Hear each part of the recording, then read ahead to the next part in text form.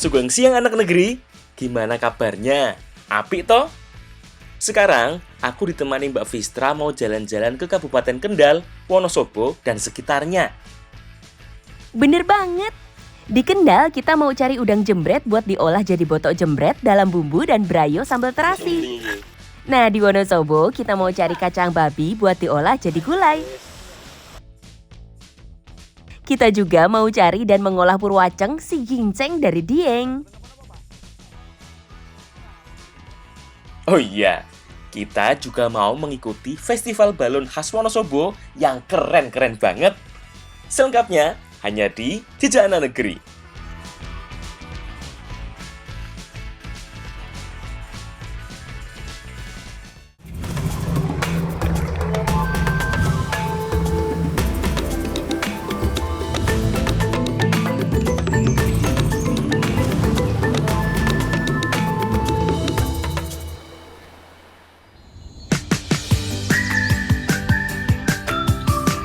Anak negeri, sekarang aku lagi ada di Kabupaten Kendal.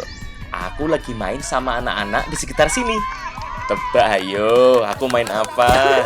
Oke, ayo, yo. Nah, ini aku lagi main sama anak-anak pesisir pantai Kendal. Dan ini kita main lempar bola tangkap dari jerami. Yo, mana yo? Ayo tangkap yo. Sebenarnya secara teknis permainan ini sangat mirip dengan voli. Tapi bedanya bola yang kita gunakan terbuat dari jerami. Itu loh, sisa batang padi yang sudah kering. Nah, untuk melontarkannya kita menggunakan bantuan karung. Jadi masing-masing kita butuh 2 orang yang saling berhadapan. 2 orang ini harus saling bekerja sama memegang karung. Nah, ini Kiki yang bikin susah.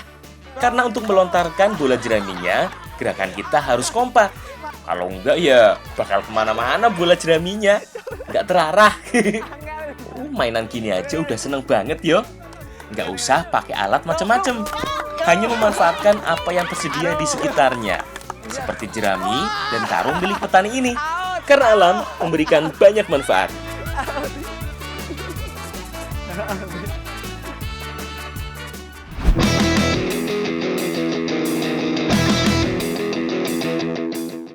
Masih di sekitar Kabupaten Kendal, sekarang kita mau main-main ke wilayah yang banyak digunakan untuk budidaya ikan bandeng.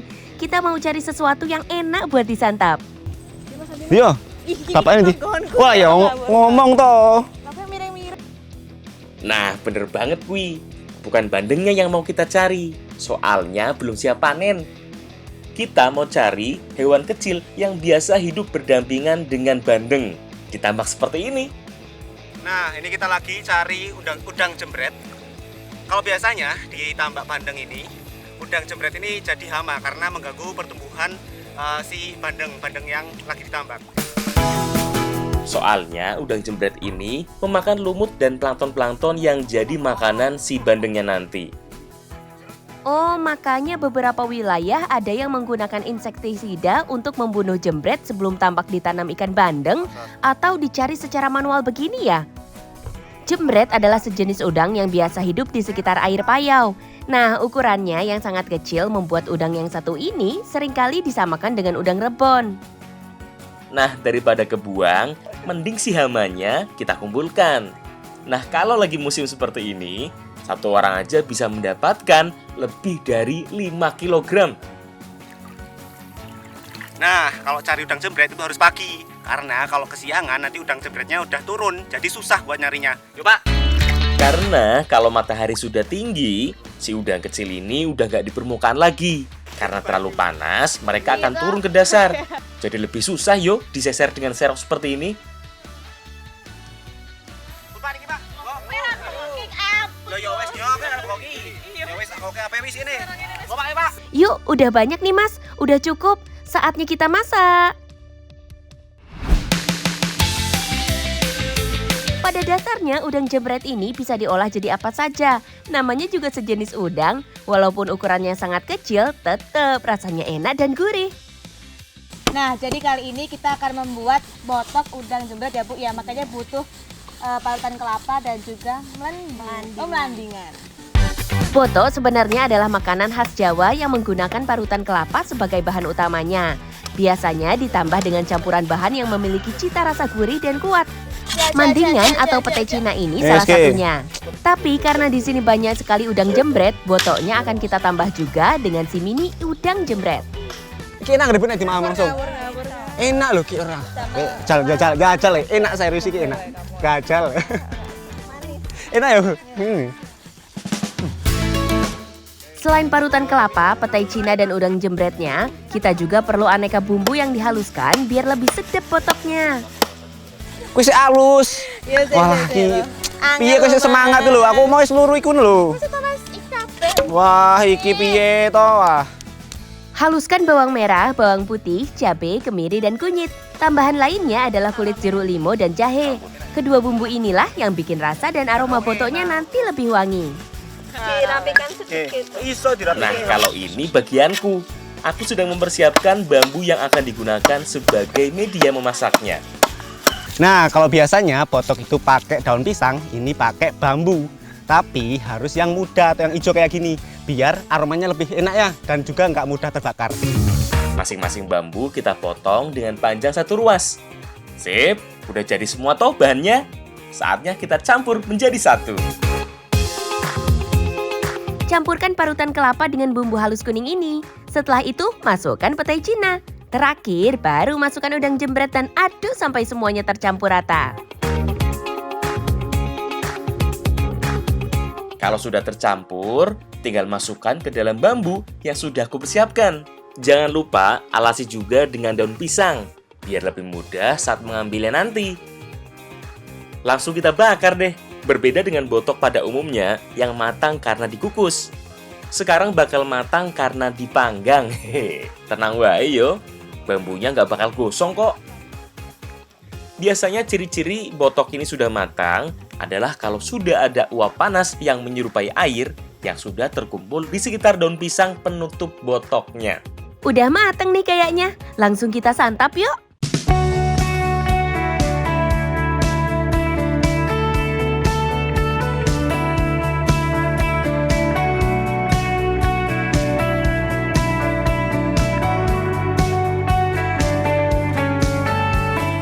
Rasa botoknya gurih dan perpaduan antara udang jembret dan pete Cinanya menjadi satu kesatuan. Nah, botok merupakan makanan khas Jawa zaman dahulu. Nah, kalau dulu itu menggunakan ampas dari santan. Kalau sekarang pakai parutan kelapa langsung, jadi lebih gurih. Nah, tambah gurih lagi karena tambahan dari udang jembretnya. Tambah mantep. Tambah mandingannya juga jadi tambah sedap. Oh iya, Pak. Oh, Pak. Walaupun rasa masing-masing bahannya kuat, saat dimasak bersama begini, rasanya nggak saling mendominasi. Justru semuanya berpadu dengan sempurna. Karena alam memberikan banyak manfaat.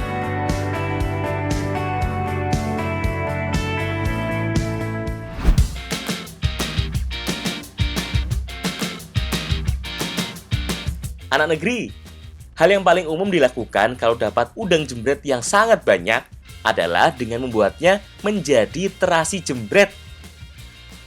Pak, wah pun mulai nambel terasi nih.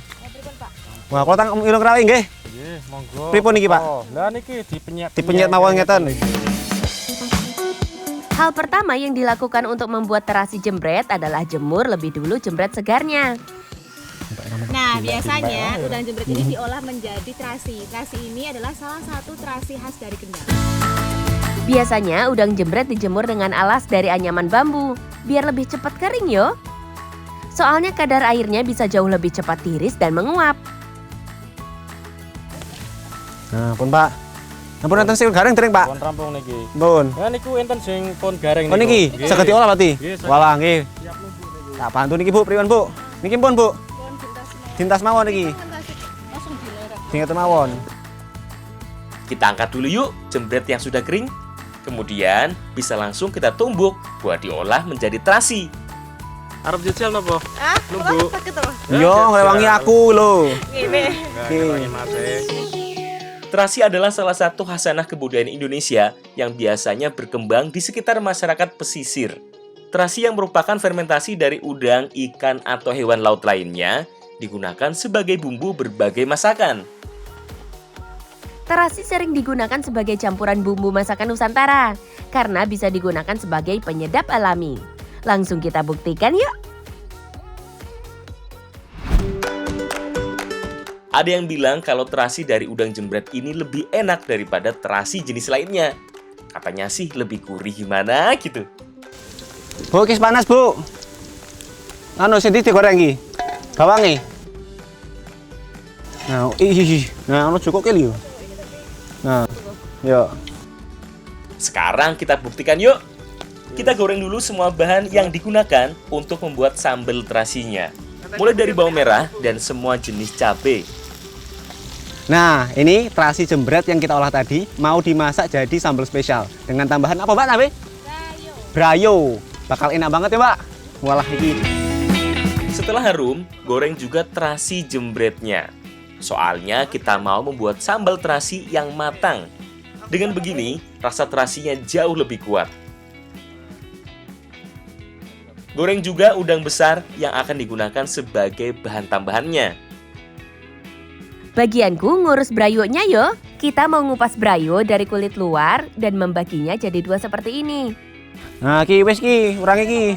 Wis ngomongnya aku ki. Oh, ya kene, wah mau rampung. Nah, jadi brayo ini merupakan salah satu jenis dari buah mangrove ya Bu ya. Nah, karena rasanya pahit, jadi perlu direndam dengan garam. Brayo adalah salah satu jenis buah mangrove dari jenis api-api. Mangrove jenis ini daunnya juga bisa digunakan sebagai bahan sayuran. Makanya nggak heran juga kalau buahnya bisa digunakan sebagai bahan makanan.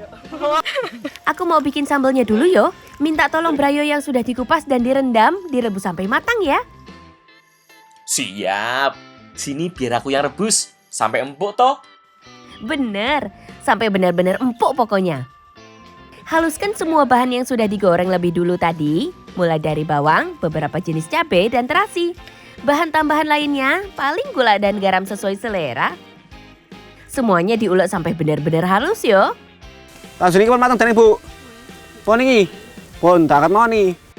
Ya udah bawa sini brayonya kalau sudah mau matang. Ini sambalnya juga sudah jadi kok. Kalau sambal dan semua bahan sudah siap, saatnya kita campurkan jadi satu.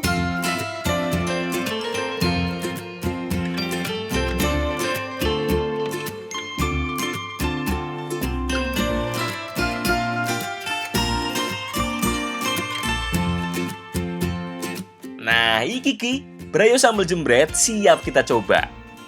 Nah, brayo ini teksturnya lembut, rasanya pahit dan juga manis, tapi itu jadi ciri khasnya. Biasanya rasa pahit brayo akan makin hilang kalau setelah direbus, direndam dalam air segar semalaman. Nah, brayo ini memiliki banyak manfaat, memiliki kandungan vitamin A, B, dan C. Makanya bagus buat menjaga imun tubuh. Karena alam memberikan banyak manfaat. Ayo Pak, Ibu.